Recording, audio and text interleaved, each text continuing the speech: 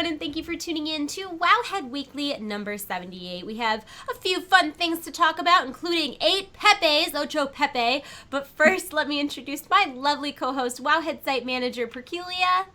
Hey everyone, the Pepes are very excited about the news today. We have a lot of fun Suramar City updates, and we have some interesting nostalgia news on Class Order Hall sets, and a very out there pre-patch world event where you turn into dreadlords and mind control and kill other players, and artifacts and movie news. So yeah, let's get right into the news with some pretty pictures and 8 Pepes. Sure, I'll go ahead and we'll talk about the 8 Pepes at the end because I'm going to do the slideshow first. Yeah. Okay. So we talked about Suramar City a little bit last week, and then they added some more textures this week, and we explored a bit more, and it's really fascinating because it's super detailed. Yeah, it is. Like, we're showing pictures of interiors. There's a zoo that they have, and there's, like, dinosaurs and birds and bears and trainers, and there is a souvenir vendor with plushies that we showed a picture of. There are drunk Nightborn dancing around with wine glasses. There are unique shops for, like, books and gems and wine. There are these very elaborate desserts. There are these gorgeous garden shops. There are gondolas taking you around. There are these like very very high-end rickshaws as transportation. There's also a series of rooftop passageways and gardens, and it's a very different, unique city. It's not like totally reused Night Elf architecture, totally reused Blood Elf architecture. It's kind of somewhere in between. Yeah, the images up now, that we also found that there's a bunch of paintings, and usually, you see the paintings reused all around World of Warcraft, but the Nightborn have their own paintings in the city with, pictures of their elven ancestors and everything. There's also pictures we're showing now of a area that's a school, and there's 3 buildings with different textbooks and chalkboards and, toys, and then there's a playground in the center that has a swing set and a sandbox and a seesaw and a bunch of other cool things. Obsessed. It is amazing. I am obsessed with this area. There's so many things that I could just go on and on about. I love how it truly looks like people live here. Like, there's so much detail. I mean, there's the bakery with the pastries, and it's not just like copy and pasting of the same pastries. I mean, there's a lot of variation, and there's like full libraries of books, and all the books look so different, and there's these areas with like hookahs and pillows and all these little shops, and like I just was when I was going through these pictures to make this slideshow, I was like completely floored at the amount of detail. Like, one of my favorite questions to ask people who play WoW is like, where would you want to live if you lived in the world of Warcraft? And my answer has always been Burning Crusade, Nagrand. That's always like, like the floating islands. I just always love that area, and I have officially changed my mind. Like, Suramar City is. There's a quilting room. Yeah. I love the little rooms because it's not just your traditional WoW building setup either. There's like little balconies, and there's passageways that actually wind, and there's tiny little rooms with archways, like little, like little storage rooms. And yeah, I really like it. The beds have like stuffed animals, and there's a lot. Yeah, they also have like an area that's dedicated to wine, and there's like elaborate fancy bars and a long list of people writing their names down to get orders. Like, also why I want to live there. Yeah, they even have a mansion, and the mansion has like this elaborate bed with fluffy pillows, and there's a bunch of books next to the bed, and then there's half-eaten chocolate cake, and then there's a bunch of wine in a gondola, and then another room that has the study has like wine and cheese and crackers as the meal. So you do get. I like their culture. I love it. I love the magical bird cages too. We've seen those pass by a couple times. I've not seen anything like that in WoW, and I think that is so cool because it kind of shows like, oh, they have pets kind of thing, but then they're still using magic. It's not like they just have like a regular bird cage. I just think all the details in this area are so phenomenal with the beads and the tapestries. I'm really, really, really impressed with how pretty Suramar is. I don't think we have this in the slideshow, but we have a video and several articles with Suramar pictures. And the Nightborn, their history is that they were a group of Highborn that seal themselves off from the Legion, but also from the other Night Elves during, the end of War of the Ancients. And over time, they relied on this, dark font of magic, and they've transformed so they don't quite look like regular Night Elves, and their armor is unique too. So they've actually got more realistic looking armor, like tunics and robes and like belts that have buckles and, skirts for a change. But they also have this very like weird glowing shoulder and helm effects, which is totally different, and I would love to see some of that armor as sets we could get. I didn't include very many pictures of the That's Nightborn fine. in that slideshow because it's obviously still alpha. This is the first build with Suramar in it, and some of them had some very alpha looking things going on, and I didn't want to upset people. So I left some of those out. But what's also exciting is that in Suramar City there is a menagerie. And how many Pepes are in the menagerie? There are 8 Pepes in the menagerie. Yeah, as you can see. And what I like is how cute this is. Like, it's kind of like an aviary. That's what it reminds me of, because there's not just Pepes. Like, there's these little, like, flying raptor birds, too. Yeah, so there's, like, little green parrots that I think are in the magical birdcage. They're there as well. Yeah, so I really appreciate that they've kind of, like, Pepe is officially a breed, not a name. And I really appreciate that about this. And I think the details of this area are phenomenal. Like the flowers and the leaves and the 8 Pepes. Yeah. It's so cute because, like, they have several tiers that the Pepes are on, and they also have Pepes, like, one Pepe is on the roof, which I didn't see at first. And then, like, another Pepe is, like, by a flower pot, like, just staring at the flower pot. So they had fun organizing all of the Pepes. Oh, absolutely. Now, is this the same area? I don't think there was any in this screenshot. Is this the area where there's all the Mystic Runesaber kittens?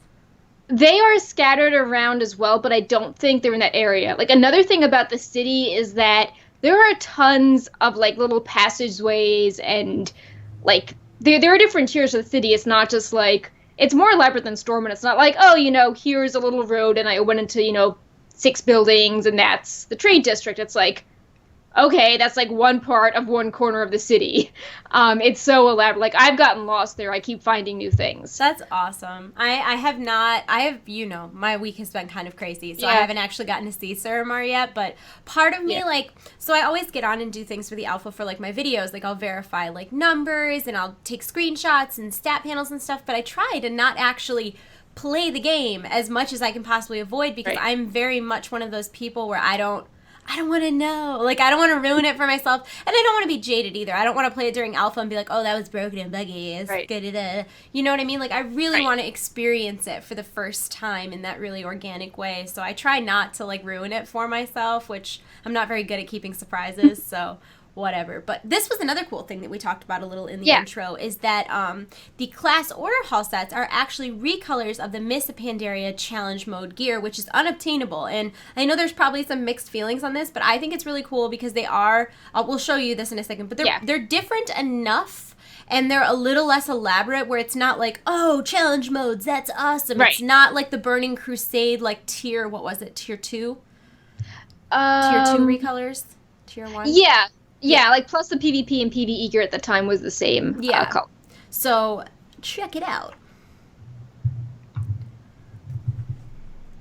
So you can see that also the helm is a little bit different there as well. And, like, hunters are missing. Like, the wolf is, priests are the same. I don't know why priests are the same. Maybe that's a bug. But they look so different in color that I feel like it's not that big of a deal. I actually really like the gold paladin set. Yeah, I have some information I can talk about how we were getting them as we see the pictures. At first, when we data mined order hall sets the week before, that was added around the time a challenger's chest was in order hall, so people thought that maybe you had to do, like, a mythic dungeon to get a piece of gear. But in this build, they put this gear, I believe, on the vendors. There are order hall sets. Each class comes with an 8-piece set, and you do something different to get each item, and they also take order hall resources, so I'll just read them. The helm is that you complete the final storyline of 2 Broken Isles leveling zones. The shoulders are you complete a certain quest in Suramar. The chest is you complete Chapter 4 of the order hall campaign. The wrists are Chapter 3. The hands are another quest from Suramar. The belt is you earn 50,000 artifact power. The legs are you get honored status with Broken Isle reputations. And the feet are defeat the final boss of every Legion dungeon on any difficulty. So it's getting Oh. you out there in the world to go Yeah, and do it that. certainly is a lot of stuff to earn it, like which Yeah. is nice too because if they're going to recolor something that was difficult to get the first time around, it's nice that it's not a gimme the second time around, which Yeah. like I was just referencing the Burning Crusade recolors from vanilla. Those were really easy to get. A lot of them dropped out of Yeah. normal mode. So I think it's nice that they're actually maintaining the integrity in a way. Yeah. I feel like I should take a detour with show notes because we were talking about doing stuff in the world. And Okay, there's do something it. I totally forgot to put in, which we should have, Detour. which was that this build also added the achievement for Broken Isles Pathfinder Part 1, which is the first step to getting flying in flying. Legion. Yeah. And the reward is increased mount speed on Broken Isles, and we know what you have to do to get this part of this step. You have to do Broken Isles Explorer, which is explore the 5 Legion zones. There's a variety is the Spice of Life, which you have to complete 100 world quests, and those are the max level quests that people might think are like dailies, but they're not quite like dailies. They're more like adventure mode in Diablo. A Glorious Campaign, which is you complete the class order campaign. We've talked about that before with like the quests and the missions. Lore Master of Legion, you do all the quest storylines. And Broken Isles Diplomat, which is revered with the Legion factions. And now, of course, people, when they saw this, they were concerned, and because, people are always concerned when you mention the word flying. So Watcher on the forums tried to give some information on this, and I'll just read this for more context. Let me try to clear this up a bit, since I realize a single achievement out of context isn't exactly informative.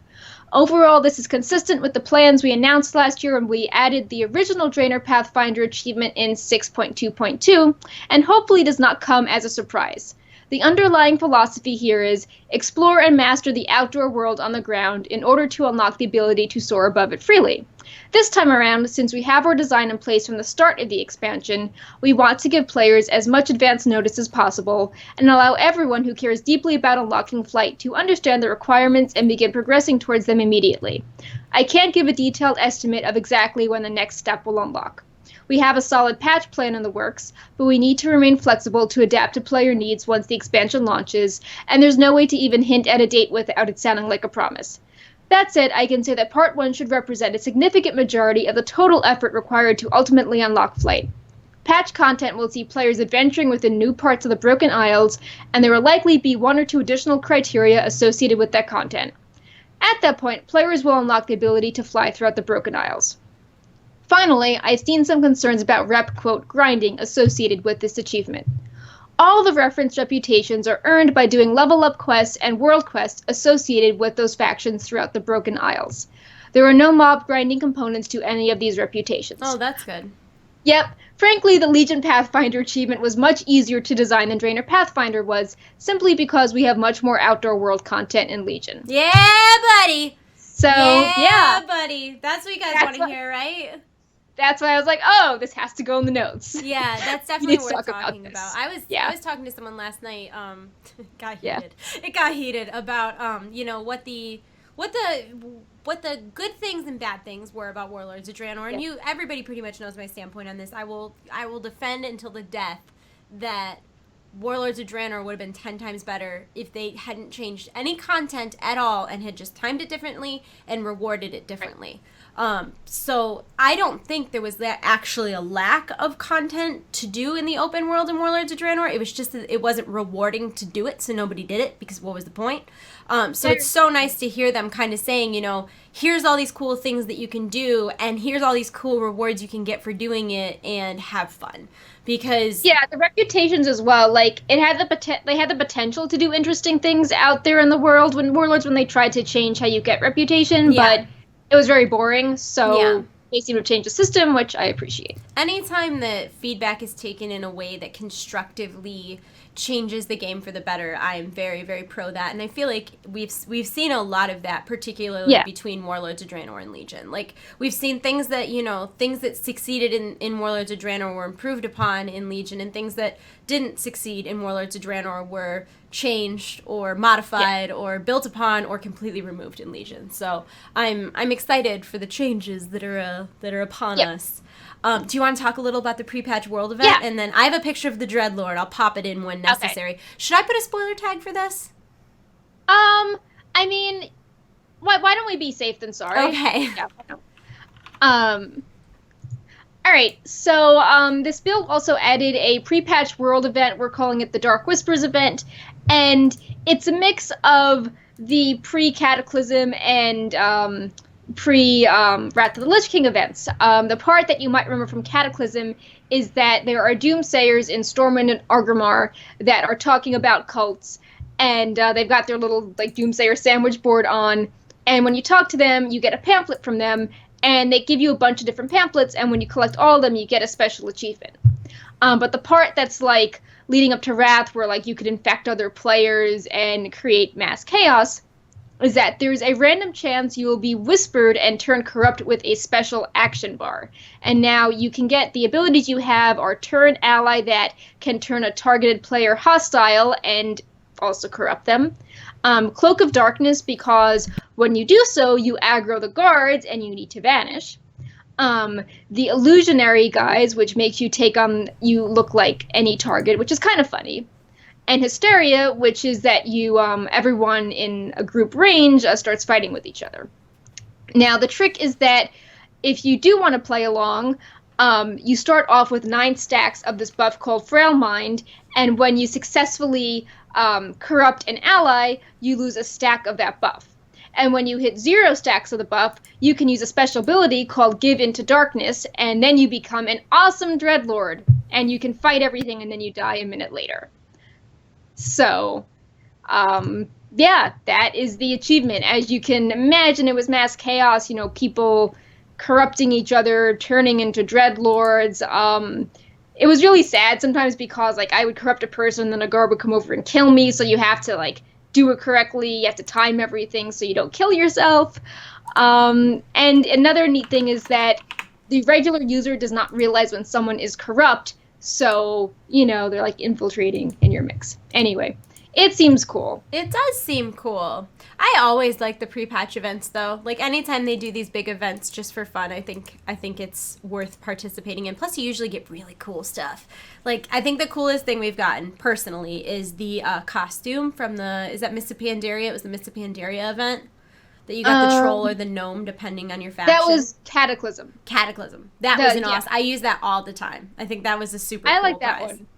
Yeah, I like how we're getting the scenario component, but we're also getting the fun, cool thing in capital cities because it felt that the event leading up to Mists of Pandaria was a bit rushed, and we only had the, Tides of War scenario, which, it was nice, but we didn't really get anything, the sense that something was happening in the capital city. Yeah. Also, if you think that this is super annoying and you get targeted, you can click the buff off and not be trolled. Which is nice. Nice. That's swap blasted. That's one of those things that people hate when they get swap blasted. So it's nice that they have the buff to remove it because trolls will be trolls. Flipping out, mon. Ooh, this was something people were super excited about too. I'm going to put it back on you, and do you want me to put spoiler tag and I'll do the slideshow while you're talking? Yeah. Okay, so let me see if I did this right. F6.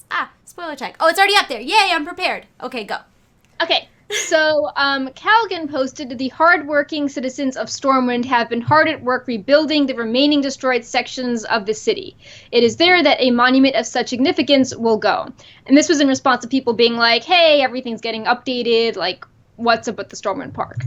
So, the Stormwind Park is going to get updates. That's so cool. And what you're seeing now, the monument of such significance, which is why we have the spoiler tag, is that in the pre-patch scenario, Varian, it's he dies in the scenario. Yeah. And this is the monument to him, and if you look closely in the center, that's meant to be a monument to him. So Yeah. that is what the monument will look like when it is placed in the revamped park. Okay, question. Are those windows used anywhere in game now? I'm not 100% sure, but they do Be- look pretty awesome with stained glass. because, dear God, they're amazing. And look at the light shining through. Those are Yeah, awesome. that shot is great. That shot is fantastic. Like, that is a really pretty monument. And, like, I mean, you guys know. Like, I had to ask you the question because I've never played Alliance enough to have explored to know that. But, like, the detail on this is phenomenal, too. Like, we were just talking about Suramar being so detailed. And you see, like, there's etching on the gold parts. And there's, like, engraved tiles. And then you see that's, like, stained glass. And they, like, put the light shining through it because they wanted to show off. They want you to know that that's stained glass. And there's, like, the blue rose petals all over the ground, and that's where I think the Surma artist did that because it's the same thing. It's like, oh, let's have like petals on the ground to make it feel it's just so like detailed and grandiose, and it's a very fitting monument for a king, and I think they did a really, really, really good job on it.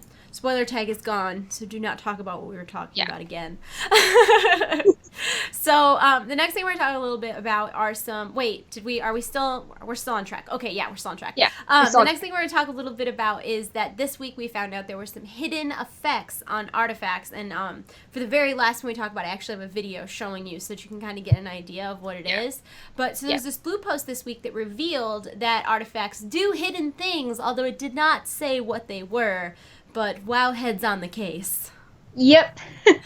Do you want to read some of them, or should I? Sure. So for balance druids, they have an ability called Feral Spirit that's like a hidden effect. It is ancient and powerful magic affects the creature. Only a powerful druid wielding the Scythe of Elune can dispel this effect.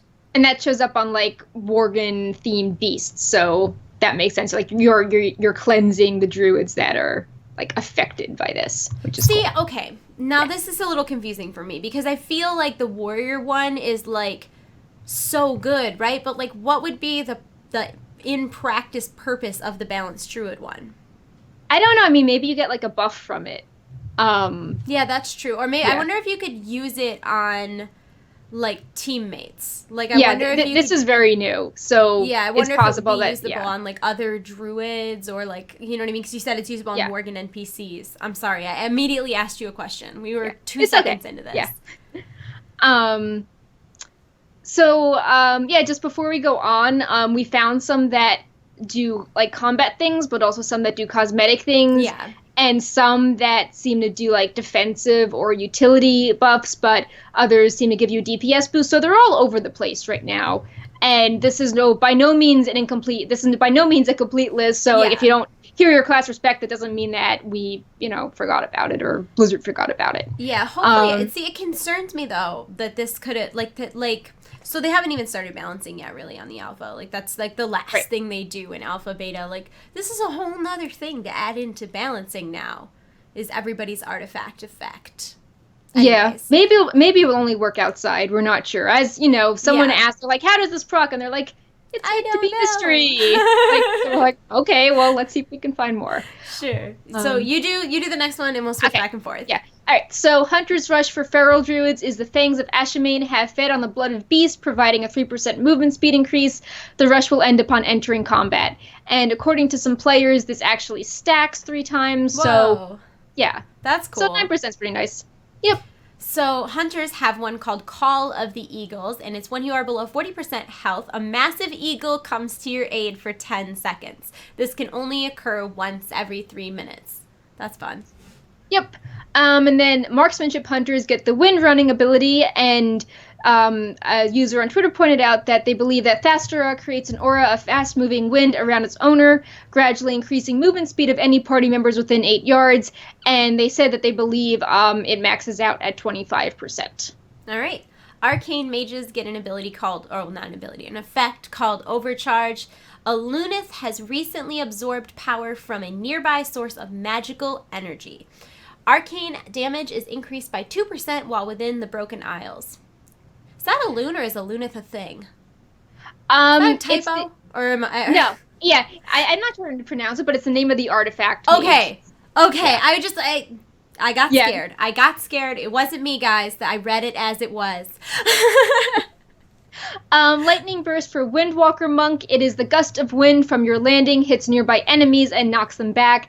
And this has a pretty cool effect. And yeah, I think you just have to like jump a little farther than usual, and you get cool effect. Yeah, that's cool. Holy Paladins have Might of the Silver Hand, and it says the light empowers you, increasing your damage to undead by 100%. For Discipline Priest, there is Overloaded with Light, and the text is Light's Wrath is getting hot. Your next Light's Wrath will do massive damage, and in the spell data, it says it hits for 500% damage. So, Light's Wrath is the name both of the artifact and also the artifact effect. So yeah. And then this final one, video on. Yes, so I'll read it while the video is going on. This is for Fury Warriors, and it's called Gaze of the Valkyr. And it says, Odin has granted you a second chance to defeat that which has bested you in combat. Do this within 8 seconds, and Odin will grant you your life and restore 50% of your health. So that's pretty cool. Yeah, it's very, very cool. This is going to be awesome for leveling. Like, if this is, I mean, we don't know if this is an outdoor thing or how exactly. It's on a pretty long cooldown, but it's still nice. It's nice flavor. It's definitely cool, but I mean, how often are you really getting in a situation where you're flat out going to die? Yeah. It's like a personal lay on hands, which also has a long cooldown. So I thought that was really, really cool. And then there were also some, like you said, that have cosmetic effects, right? Yeah. So arcane mages, for example, have a bunch of whispers, and one of the examples is that when you're out of mana, the whisper says, "Is that everything you have?" And looking at the spell list, like it mocks you when you're in Dalaran or when you make food and a bunch of stuff. And also some users have said that the Shadow Priest artifact whispers to you as well, which makes sense because it's old god themed, and the old gods like whispering at you. Mm-hmm. And Protection Paladins, now we knew about this one, they can reveal demons in Dalaran via an ability called the Light Reveals. Our elemental shaman writer Binkenstein has pointed out previously that those shamans are friendly with air elementals in places like Stormheim. That's amazing. That's just like a really cute flavor thing. Like I know that's not like a super, I don't know, as a shaman, that's an adorable thing for me, even though I don't currently play an elemental shaman, but I play resto shaman. Several classes also have special AFK animations, which I thought was really cool, like Frost Death Knights and resto druids and resto shamans. I know that the resto classes have like flowers and foliage that grow under them while they stand still, which I think that's really cool. It reminds me of the trading card game item, Cenarian's Path, or Cenarian's Path. That's what I think as well. So it's like when you just stand there, it just like all this little like foliage grows under you. It's really cute. And finally, some NPCs react to certain artifacts. For example, there's this pirate called Old Toomba in Dalaran that talks about the curse of the outlaw rogue weapons. If you're obviously an outlaw rogue, Applebow, who's the tree vendor, will toss an apple if you are a resto druid or a retribution paladin. And then there's an elven blacksmith who wants to see Philomolorn, and like he holds it for 20 seconds and has this cool animation that looks like he's burning down the blacksmithing building and says it's so awesome to see the craftsmanship, and then he gives it back to you and you get some artifact power. So and those were things, but it's really cool. Yeah. And those were things that some of those we like were found a couple weeks ago. So it's interesting that now we got this post from Blizzard, and now that people are looking for them, they're finding so many more things. So I'm interested to see what other like AFK effects and like cosmetic effects, because I think that stuff adds a lot of flavor to like your class and your spec. Like, you know, only a resto shaman is like growing stuff underneath them, whereas an elemental shaman is like friendly with elementals. I just think that those little things are such neat touches to the game. Also, oh, that was a motorcycle. I was like, what was that noise? Like, because it was just in one ear. It freaked me out. We also know that the pre-patch is coming soon, hopefully. I mean, realistically, we're probably looking towards, like, I don't know. I keep saying mid-July, but truthfully, that's me, like, being Right. hopeful, it's probably more likely the end of July or maybe early Yeah. August. But that's still, like, it will creep up on you guys. Like, if there are things you want to get done before the end of the expansion, it's advised that Right. you do it before Now. the pre-patch because that's when things are going Yeah. to change. So keep in mind that in Legion, the Brawlers Guild is going to go on a hiatus. So if you want the shirts or the mounts or the pets, I think there's some titles. If you want anything like that, you need to do it now. There is also a big nerf to pet battles in that Howl Bomb is getting nerfed. So if you're trying to do any of the difficult pet challenges like the Celestial Tournament, now is a good time to do that. Also, a lot of Warlords of Draenor areas are likely going to be cross-realm zoned in Legion. So if you want to do things like go and get rare spawns for mounts or Tanan achievements or the Predator title, anything like that is a good thing to do now. And then also the Heirloom quest for free upgrades may be trickier since it requires Warlords of Draenor heroics. So if there's anything that's really like Warlords of Draenor specific, do it. It's not on our list, but I would also recommend trying to make sure that you do your Garrison Gold missions every day, if nothing else, because those are going to get nerfed too, and you can make a lot of money between now and then. Yeah, those are on the guide. These are just things that like weren't in the original guide, and I was like, oh, this is news. We should mention that. Yeah, I just keep reminding everybody, do your gold missions. Yeah. Obviously we keep getting more news as time goes on, and the goal is that we'll keep updating our what to do before the Legion pre-patch guide, so we're up to date. Another thing that actually just was added in that is new to Battle Pets, which I should add, is that pet charms, they'll be nerfed how you get them in Warlords. Like the quest to do the Draenor Tamers will give you like 2 versus 4. And we keep like finding things that you can spend pet charms on in Legion, like this recent alpha build, for example, added a pet for 50 charms and a pet for 100 charms. So if you really like pets and you're not sure if you need to stockpile pet charms, you should stockpile them because like there's a toy for 1,000 as well. There's a few things that you want to spend those pet charms on. Yeah, absolutely.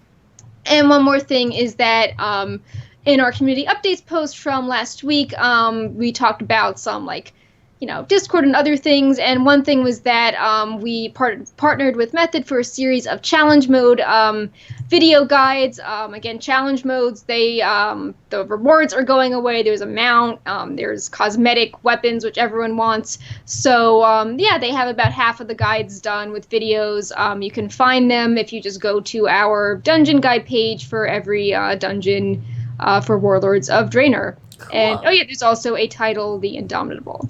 So Indomitable. If you guys think of anything we should add, just leave a comment on the post, and we're trying to review it every week and add more stuff as we think of it. Yeah. And also, I mean, this is irrelevant, but I just figured this is a great time for shameless self-promotion. As soon as Legion changes from alpha to beta, that's when I'm going to do all of my class guides videos, profession videos, the specific stuff, because I started to do it in the beginning of alpha. I don't know if you remember that.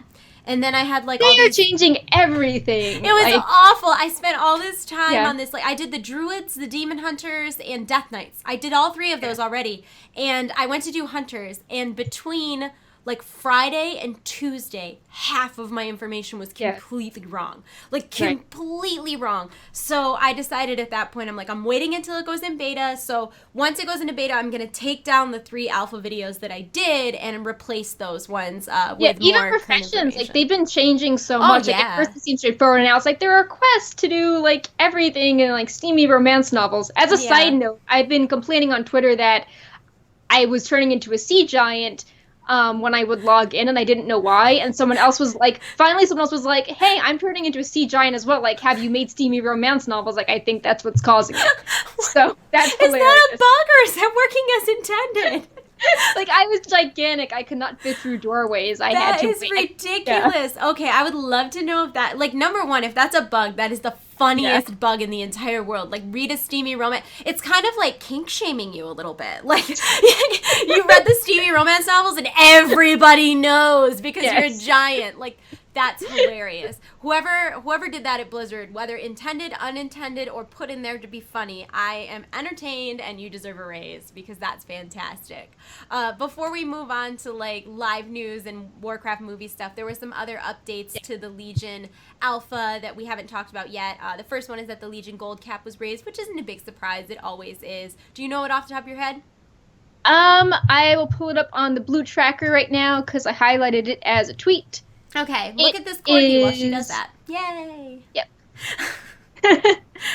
The gold cap is 9,999,999. Oh my god, I want more gold. I am really bad. Okay, so my guild, I don't know if anybody else's guild does this, and I'm not sure if I'm allowed to do this, but we're all friends here, so don't tell on me. But my guild, like, we, like, gamble sometimes, like, during polls, like, when, you know, our favorite thing to do is gamble during boring fights. But just amongst each other for fun, and it's not a lot of gold, but, like, I lose every time. It's the exact same thing as when I go to a real casino. I lose every time. So I never have gold because I spend it on stupid stuff and waste it on nothing. But since we're talking about stupid stuff and nothing, corgis!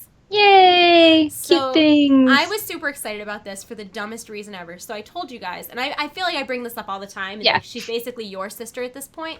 But so my sister started playing WoW in October. Like, brand new WoW player, playing WoW in October. And she's like in a raiding guild now. Like, she's serious, Right. okay? She's like 3 out of 13 mythic.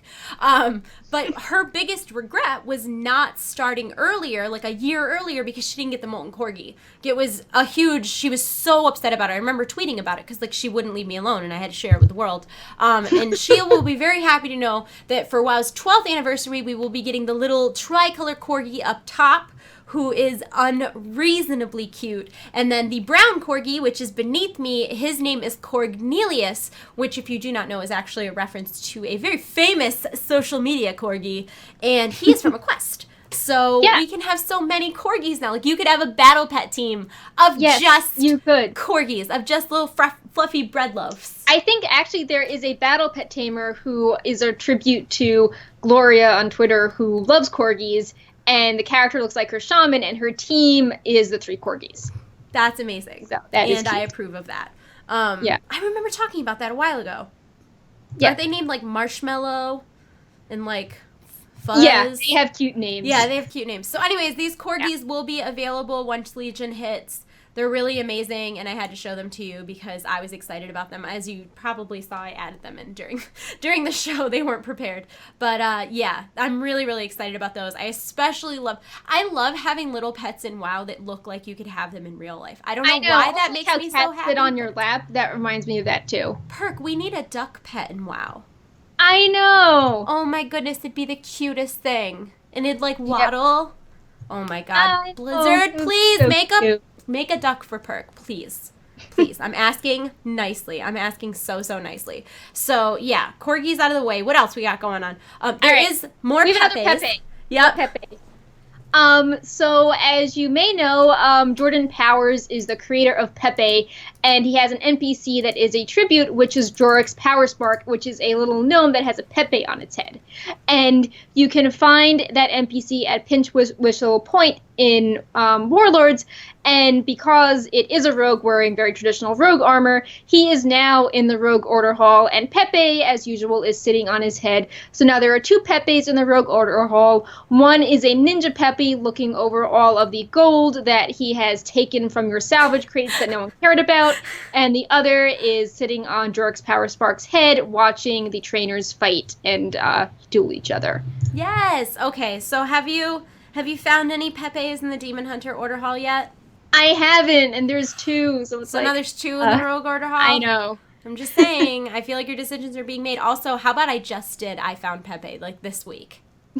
I know that's really disappointing to you, but I just did that this week, and I started the bird whistle because I want to make sure I get it done. I haven't done the bird whistle yet.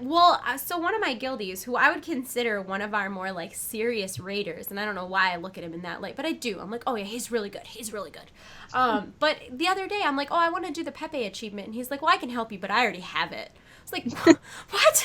Like, wow. Yeah. Like, it's like you never expect, like, there's just some things you just never expect. And I was not expecting him to have, like, done the Pepe achievement, but good for you. Good for you. Also, we were talking about this earlier, but the Dalaran coffee shop was updated, and there's now a nod to the TV show Friends with Ross and Rachel. They're sitting across from each other on the couch. It's like Roscoe and they're Rachel. like, where's Phoebe? Where's Phoebe?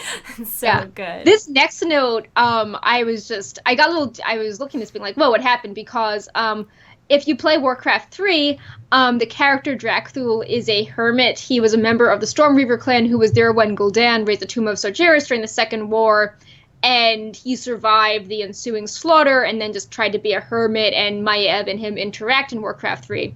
And we found him on the Broken Shore, and he tells you to go away, and he's dressed very similar to how he's in Warcraft 3. Real nice. But after this week's Legion build, they seem to have renamed him to Shadow Imp. So as I'm talking, I'm like frantically trying to see if he's still in the database somewhere.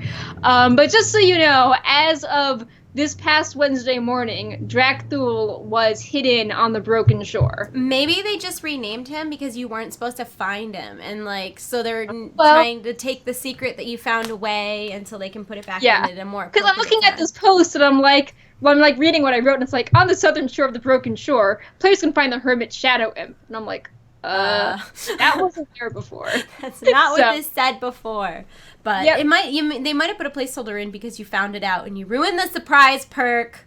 I'm sorry. So before we move on to Warcraft movie stuff, just a reminder, the Dark Moon Fair starts this Sunday and Children's Week begins on Monday. If you are a pet collector, Children's Week is definitely one to look out for. I don't think there's any updates this year, but there's still like 6 or 7 or 8 pets you can get total.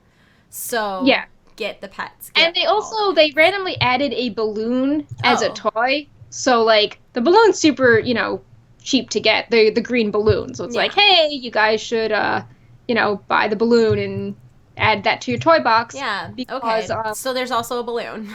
Yeah. Okay. One more quick thing about mounts. There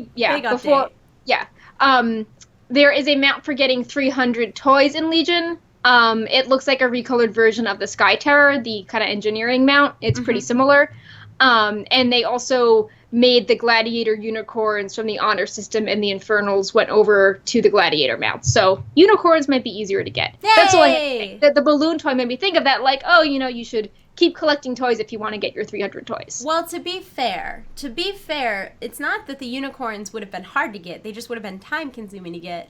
And it would have been painful if you weren't into PvP. But, let me tell you. I don't know. Legion Gladiator unicorn. I don't think. Well, not the Gladiator unicorn, but one of them was tied to Prestige. No, none of them were. They just slopped all them over. Yep. Okay, all right. I'm going off topic for a minute. Blizzard, why? Like, what? Why? What and why? All the PvPers were like, I don't want this unicorn for, hitting Gladiator. Give me, a Macho Infernal. What is that? Why would you get a unicorn for being... I always... When you said they were PvP, I'm like, oh, well, they're probably just Prestige, and it's not that bad, and you could... But, no. What? Yeah. Blizzard. So, now all is right in the world, and they are from Prestige, and I think you'll get, one from every Prestige season if you hit them. Right? Well, I'm glad that my... future anger made them think. Because I will absolutely do Prestige for a unicorn. I would have, honestly, I think that the rewards that we've seen teased for Prestige and even titles and stuff, Prestige seems like an obtainable thing for me in PvP, whereas Gladiator, not so much. Yeah, if you even look at what's required for the artifact weapon tints, it's not hit level 50 for the artifact. It's hit level 30. It's you have to hit levels 2, 5, 9, and 13. Even if it was 50, though, it's still just time. It's not 700 wins. It's 700 games. And I'm not. And who knows? Maybe I'll just get good. Maybe I'll get good. GITGUD. Get good. We should move on to movie news because you have your moving thing in an on hour. to movie news. Okay, so this was tweeted today. Bam and bam. Very mysterious. Guys, do you remember me talking to you the other day? Well, not the other day. It was a month ago. But a month ago or so on Wowhead Weekly, I talked about an email that somebody got on Reddit that was a survey of if we added this thing in game for the movie, if we did a movie promotion, would you be interested in it? And then there was a blue post from Blizzard confirming that was a real email survey. And what that was if you go to the movies and you buy this different ticket, the ultimate fan ticket, you'll get the bucket and the cup and an in-game item and maybe something else. I think these are the in-game items. That is just speculation, but I friggin' think these are the in-game items, and they're cosmetic transmog items, and I need them. They are very cool, but I see. So I saw this, and I'm like, oh, I want them to be real. But then I look back at Blizzard's feed, and I see like Photoshop throne for Game of Thrones, and like Torrens with these umbrellas, and I'm No, like, it is said this just we're Photoshop or real is this excited real? for the movie. And no, I think these are transmog items that are going to be like promotional numbers on cups or buckets or the back of the ticket. I'm telling you. And I almost want to say you're only going to get one of them. So you have to go see the movie 4 times to theoretically get all of them. Like, I'm telling you, What happens if you're a caster and you got a shield? That would like suck. well, I'm sure there would be a character on your account that could use them, though. Right. They would probably work like the store helmets. I like how this is the store helmets. But yeah, the staff is by far the coolest thing in my opinion. Like Gul'dan's staff is amazing, but like that shield is awesome too. Yeah, I like the shield. The shield also reminds me of some of the PvP Legion gear. It has the same effects as the leather, like dagger shoulders. It would look good. But yeah, we don't know this. If people are tuning in, we don't really know what this is from yet. This is speculation. Usually Blizzard does like a post along with a tweet.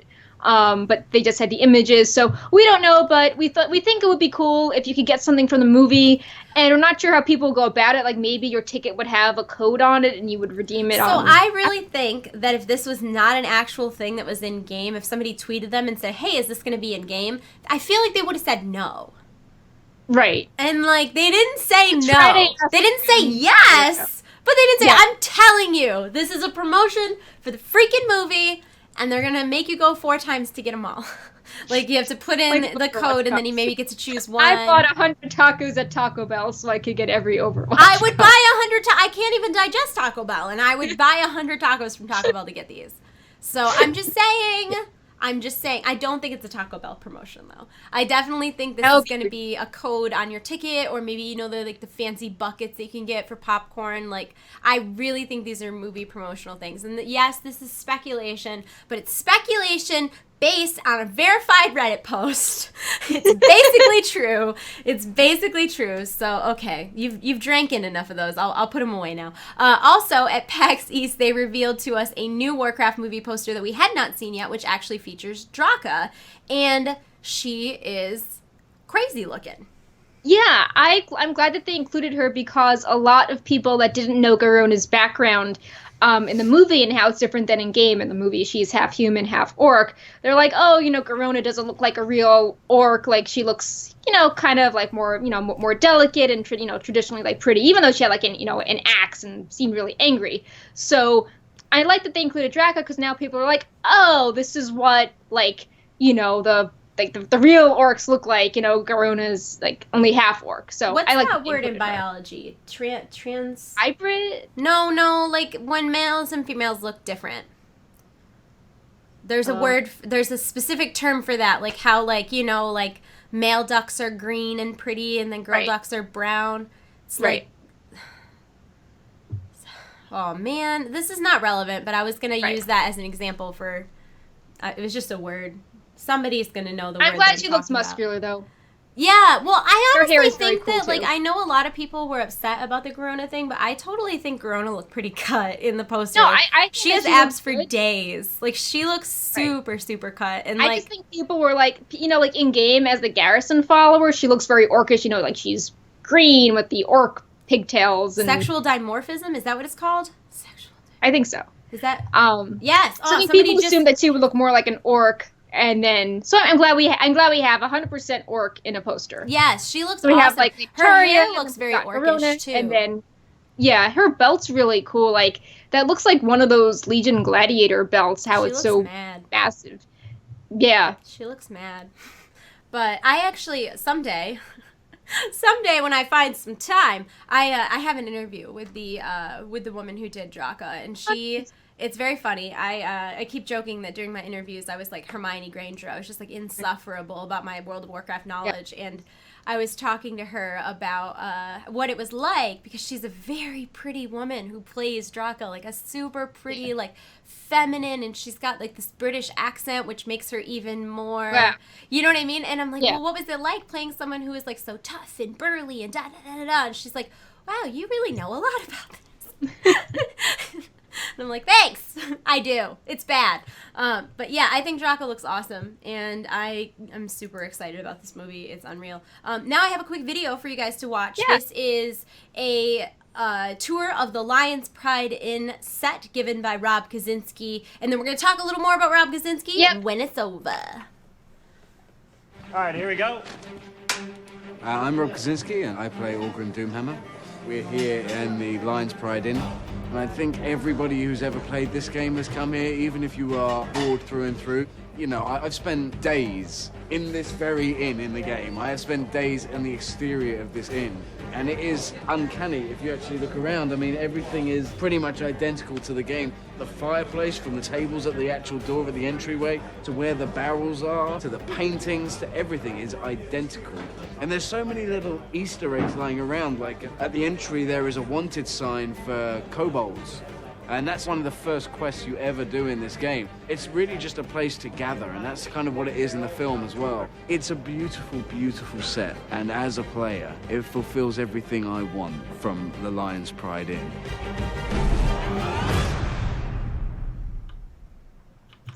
God, this movie looks awesome. I like that they did that. That was something that the fans will appreciate. Oh, absolutely. And it was so smart from a marketing standpoint to have Rob Kaczynski do it. Because he's the only one on the cast who plays, but not the only one, but he is the only one who is a freaking nerd. He has something like 600 played days. Like, he doesn't... I know. Like, I don't even... We'll get to that in a second.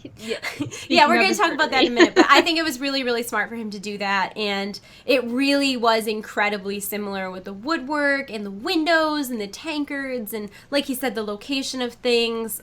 There were a couple differences, though, right? Yeah. Yeah, so, like, if you're an Alliance player, the Lion's Pride Inn is a bit infamous because it's in Goldshire and RP servers and, you know, naked dancing people and bizarre RP. But it's also, like, the very first inn a lot of players experience because it's the inn in the starting, you know, area that's the most popular starting area. Yeah. And I thought it looked really similar because, like, the woodwork was the same, like, some, like, the balustrades and the windows had the same antique effect and the tankards looked really nice. But one difference that a lot of people pointed out is that there was a second floor and a balcony, and that's not part of the Lion's Pride Inn in Goldshire, but it looks like the taverns you see in Stormwind, so maybe they were going for that. And, you know, do keep in mind that maybe there was an older Lion's Pride Inn that was made in Stormwind before it was rebuilt. But yeah, as well, also from a filming standpoint, there is an upstairs in the Lion's Pride Inn, right? Right. I mean, from a filming standpoint, it wouldn't be as visually interesting to just show an upstairs that leads to a wall. So, I mean, they've got to take some artistic liberties just for the aesthetic of the movie, but it still looks awesome. I would go there. Yeah. We should talk more about Rob Kaczynski being a huge nerd. So my coworker was at PAX East, and he was at a meet and greet and talked to Rob Kaczynski, and we thought that because so many people ask about, like, the special effects and, like, you know, more standard Hollywood questions and, like, how did you get into the mindset of the orc, or, like, tell us about Orgrim, we're just like, hey, like, you love playing WoW, like, tell us your favorite things in WoW, and he had a lot of fun with that. Like, first he said that he used Wowhead a lot when he was super hardcore. Yay! Awesome. Oh, that's so cool! Then he said, we asked him what his favorite raid was, and he was like, oh, like, I think all the good raids were before Cataclysm. Everyone loves Ulduar, and he's like, I love Ulduar, it's awesome. And what I thought was really cool is that he was talking about, like, he remembered all of his weapons that he got in that super hardcore period. Like, a quote from him is, I played Blood and Frost, and what I loved to do with Blood was get the sharpened and obsidian edge blade from Onyxia. And that was my first really awesome moment. And I had that all the way, even while using two-handed Frost when it wasn't that viable, until I got the heroic 271 hands from Deathbringer Sourfang.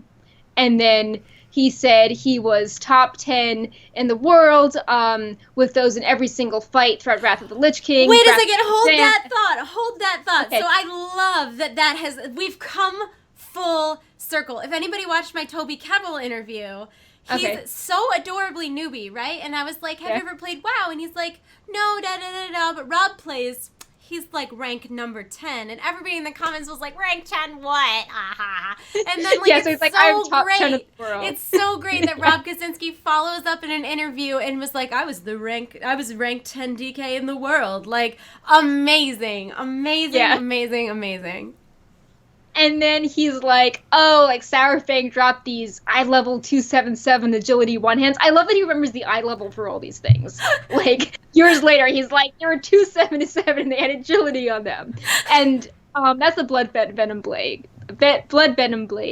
And he's like, it was so far best in slot over everything else. There were 2 weeks running where they dropped, and they'd never dropped before, and I'd get them both. And all my DKP just went up in smoke. I was so happy to have those things. And from that point on, I just was unstoppable. I got every single great job compliment that you could possibly get. So he sounds awesome. And then, of course, his proudest moment is Thunder Fury. And he ran it for about 2 years. And then he was talking about his naked raid challenges in Guild Chat, where he's like, oh, you would take 20 or so people at the beginning, and you start the first dungeon, which is Dead Mines Naked, and you could only use what you would pick up. And then, of course, one guy would be lagging behind with, like, punching things in half naked. And he's like, accidentally, we got the achievement you get in Uldor for only killing Algalon with the relative gear, which is, only Herald of the Titans. So... That's amazing. Yeah. That's really cool. Yeah. That's really cool. I hurt from smiling. That's really cool. Yeah. He was so adorable just reading the interview. And it's like we've heard so much about him playing, and like it's like you wonder how much in those interviews is fluff. Like how much is the director saying, okay, we know you play, so make sure you talk about that a lot for the fans, right. And like how much was exaggerated, how much is real, and then he's coming out like, no, they were eye level 277, they had agility on them, and they're the best in slot by far. Like, you can't make that up. You cannot be coached that type of information, and it makes me happy.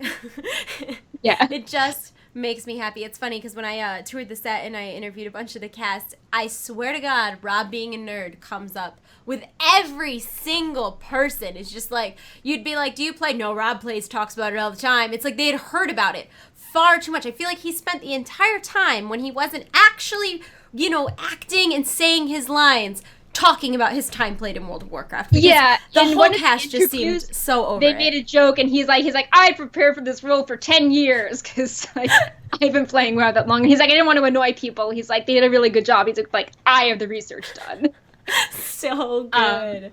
We should talk a little bit about the other PAX East interviews, because they did one on Twitch, and then the main stage, and then Facebook as well. So, so one thing that I thought was cool, because music's been a contentious topic, is that he said that the Game of Thrones composer did the music for Warcraft. It sounds a bit different. And that something unique is that it incorporates some of the themes from in-game. So it's not verbatim in-game music. It's not the trailer dubstep, but it's gonna feel familiar. Yeah, which I'd really love to hear, because that's like, wouldn't it be awesome if you saw that shot of Stormwind and they had like the Stormwind theme going to music? Yeah. So I'm excited about that. I was happy to hear that. Yeah, for sure. For sure. Then this next one was really funny. They said that they realized that Doomhammer did not get to fight much, so they added in a scene for him, and that it was totally goofy, and like this was something you could not like think up and be super serious, but that it was, he punched a guy, lifted the guy up with Doomhammer, and then dropped him onto his head to knock him out. Which just that just sounds ridiculous. I hope it doesn't look as ridiculous as it sounds, because if it is portrayed in a ridiculous way, like it's not supposed to be serious, but it's like, oh my God. Maybe it's character building, like, oh, everyone's thinking, and like, well, Doomhammer uses his head by knocking people out. You know what it reminds me of is in Avengers, when, the Hulk takes Loki and he's like smashing him back and forth, and he's like puny god, and it was like a big joke. Even though the whole thing was comical, it made sense in context. I feel like we've heard in interviews them say that they used the Hulk as kind of a reference point for orcs. So maybe we'll see something similar to that sort of scene where it works really, really well in context, and it'll be a shining moment for the movie, as opposed to like, oh God, I hope it's not bad. So yeah. Yeah, one of the other cool things was that they talked about how going through the Dark Portal was a highlight for people like Kaczynski, because in-game, the Dark Portal is a loading screen, and it's like, wow, like, you're actually, like, what is it like to go through the Dark Portal? Oh, it's interesting to know that they're actually going to, like, show that. Yeah, they were talking about how Durotan and Draka going through the Dark Portal are like used as a moment where the audience can learn more about them as character building at the start. Yeah. So, like, I guess you get to see the orcs being hopeful but fearful as they go through the Dark Portal together. Yeah, that's really cool. That's really cool because I always pictured it being like the game Portal where you just walk through one and come out the other. It has a loading screen. There's literally a loading screen. You never know. And then also the last one that I thought was really cool was the person, and I talked about this a little bit a long time ago. I did a video that was like 29 facts about the Warcraft movie, like way back when, like 2 years ago. And this was something that I thought was super interesting, is that the person who did the linguistics for the Dothraki, the person who did the Dothraki language for Game of Thrones, also did the Orcish language in the Warcraft movie, which is and super there's cool. recognizable phrases in the movie. There better be. There better be. I mean, we know if you go to like the Wikipedia for World of Warcraft, we have a bunch of like, these are things that say this in Orcish, you know. So it's if they left some of that stuff out, it just wouldn't feel organic. Yeah. So. We also, again, if you go to wowhead.com Warcraft movie Warcraft wowhead.com/Warcraft-movie. All of our past movie coverage is there, so you don't have to like sort through what's alpha and what's, movie and what's a holiday. You can just see all the movie news there. And yeah, there'll probably be a few more things we'll add tomorrow. Like I'm seeing a Loot Crate interview with Duncan Jones. Didn't have time to look at, so we're trying to round up all the movie news we can and present it to you. We don't have any new merchandise to share this week, but we do have a reminder. Again, last week we had a bunch of really cool Legion merchandise, so if you want to buy any of it, if you use the code WowheadGWP and you spend over $50, you can get this free Cute But Deadly Gold Tehran pin, a retail value of $12. If you're into pin collecting, this is the only gold pin that you can select. So the other pins are all from blind packs, so you might buy a bunch and not actually get a gold pin. Yeah, the gold variants are the rare variants. Yep. So. And yeah, Legion merch is very cool. There is the Emerald Whelpling plushie, who is cute.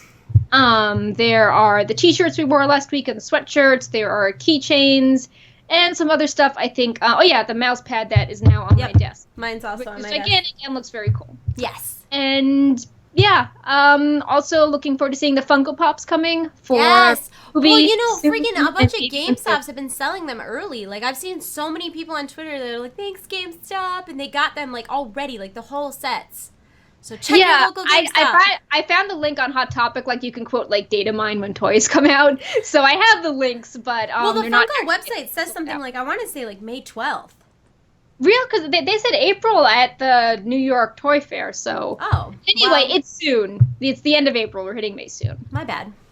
Yeah. My bad. Okay, so I think that's it for Wowhead Weekly stuff today. Fairly short show today, which is probably okay because I have a stream starting on my own channel at 8 p.m. and it is to benefit St. Jude Children's Research Hospital. Today is the kickoff day for St. Jude Play Live, and I'm going to go ahead and do a quick promotional thing. Let me pull up a graphic so that I can read while I talk so that you guys know what's going on the media file.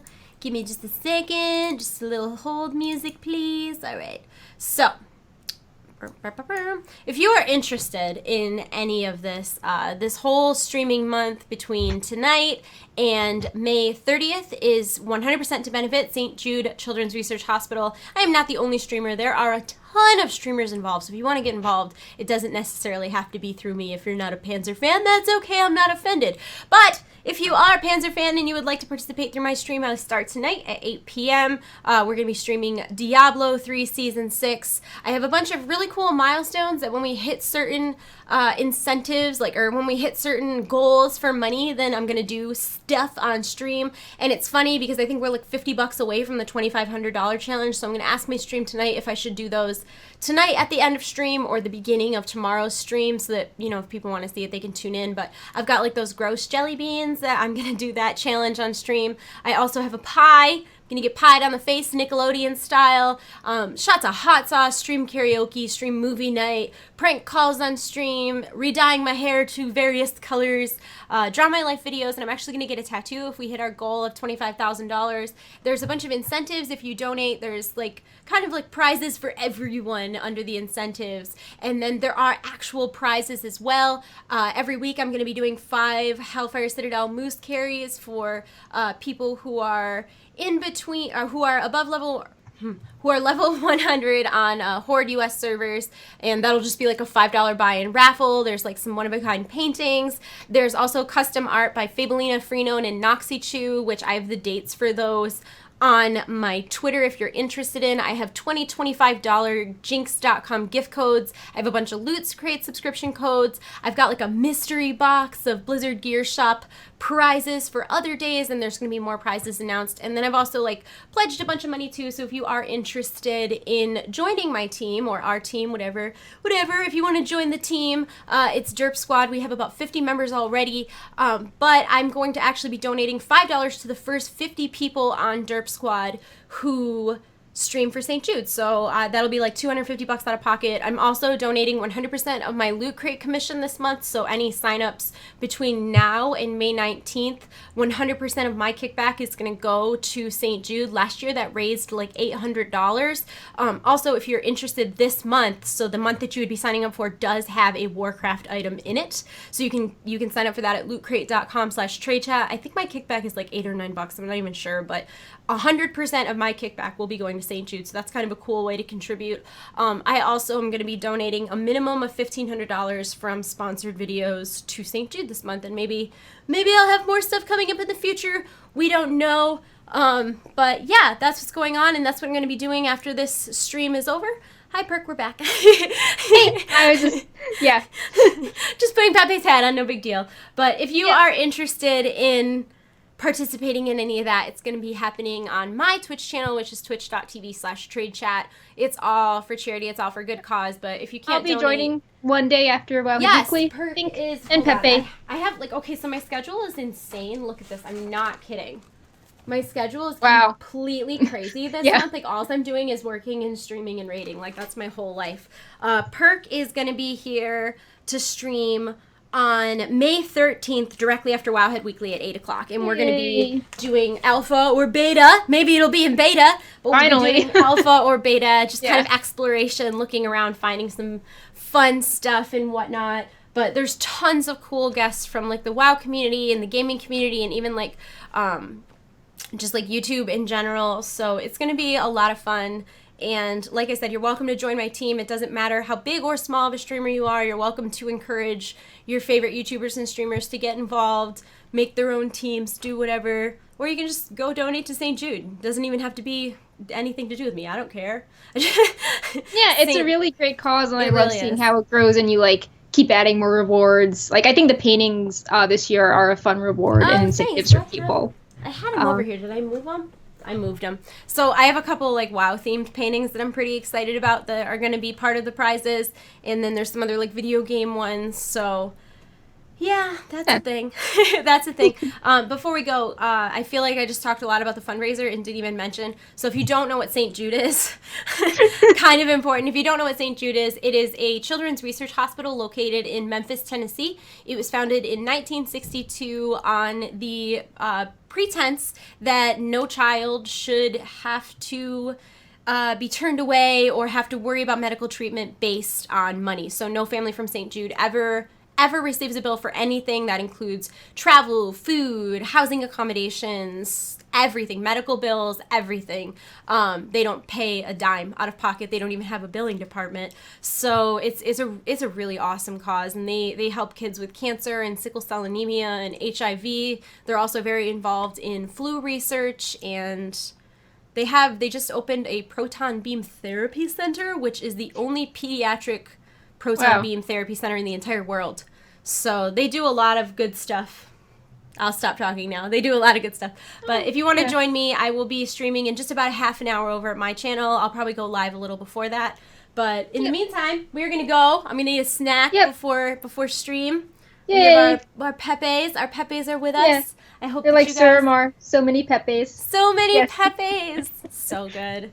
So good. Next week we'll have our St. Jude Pepes, which also, before we talk about this, we mentioned it very briefly. Precious Mage on Twitter is doing elephant hats to benefit St. Jude that fit Pepe, and the story behind that is because elephants have really great memories. They live a really long time. They have like a really strong family structure. They're loyal. They're just really cool animals, and they're really a great mascot for the kids at St. Jude. So, yeah.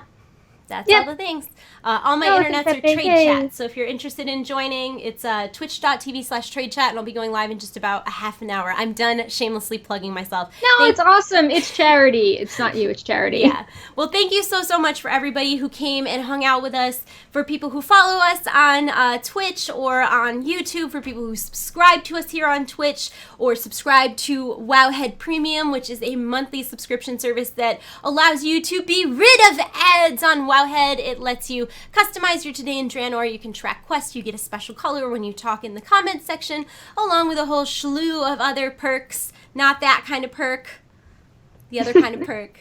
Thank you so much, guys. We really appreciate it. We will be here next Friday at 6 p.m. Same bat time, same bat channel. And if you ever miss one, we always upload these to youtube.com/wowhead. I hope you guys have a wonderful weekend. Yep. And Bye. we will see you soon. Have a great day. Have a great day. Night, evening, weekend.